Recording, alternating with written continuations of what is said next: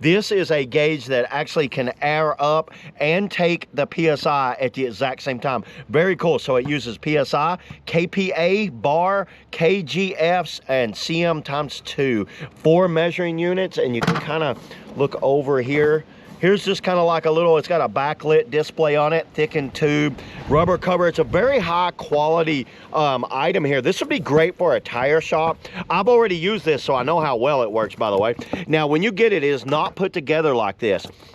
What you're going to have to do, you're going to use the thread tape here, and they give you all types of nozzles. Here's like a Schrader valve to a Presta valve. Here's another little type of valve right here that would screw on right here. But what I do, I like this tire valve over this thing right here, and you see how that kind of locks on to a tire. Here's a extra fitting. You can see, actually, I'll just dump them out right there. You see it's got a couple of little caps. I like that they included that. That goes to like an inflatable pool toy or something like that. This right here is an extra inflation valve for like a Schrader valve. You'll screw it on there. Right there's another one that kind of goes to like a toy, and this one right here is to get an angle. I like the fact that, see how you can get this angle? You have to screw it on at angle. This right here is nothing. This is kind of like that describes it. Now, when I got this in, I had to actually install this back here, which is my air nozzle piece. It fits my standard air nozzle, and then I unscrewed this on. You basically just hit the on button. You guys see that? 0, and I've got battery right there.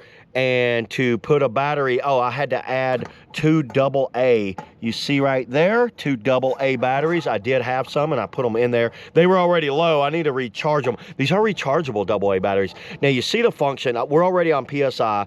It's very simple, everybody. You can change the functions like that. Let me go ahead and get this up. I've got a flat tire over here on my van. It's a low tire. I'll go ahead and add some air to this thing, and I'll show you guys how well it works. Let's check that out. Now, you do need an air compressor. So you got to have your air compressor plug into this, and you are good to go. So let's go ahead. Let's set up the air compressor now.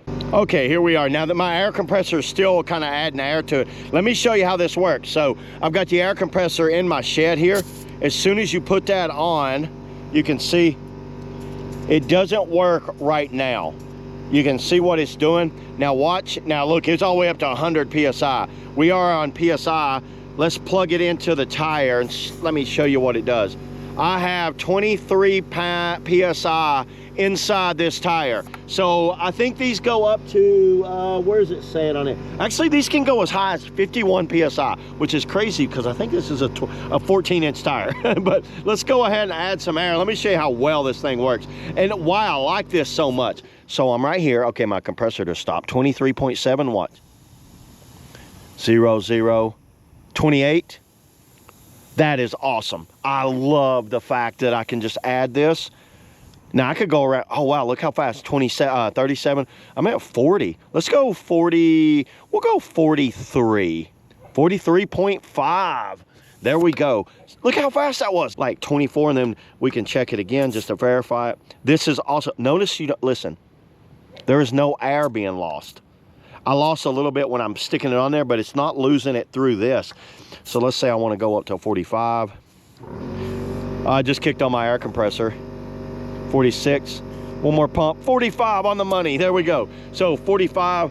And this is one of the cooler items because normally when I add air to the tire, I have to use the tire pressure gauge. This eliminates it. It's all in one. It's a digital tire pressure gauge with air nozzle. And then when you're done with it, just take it off and you're good to go. So yeah, there it is, everybody. That's all I got on the digital tire pressure gauge / maybe compressor air upper. See y'all in the next video.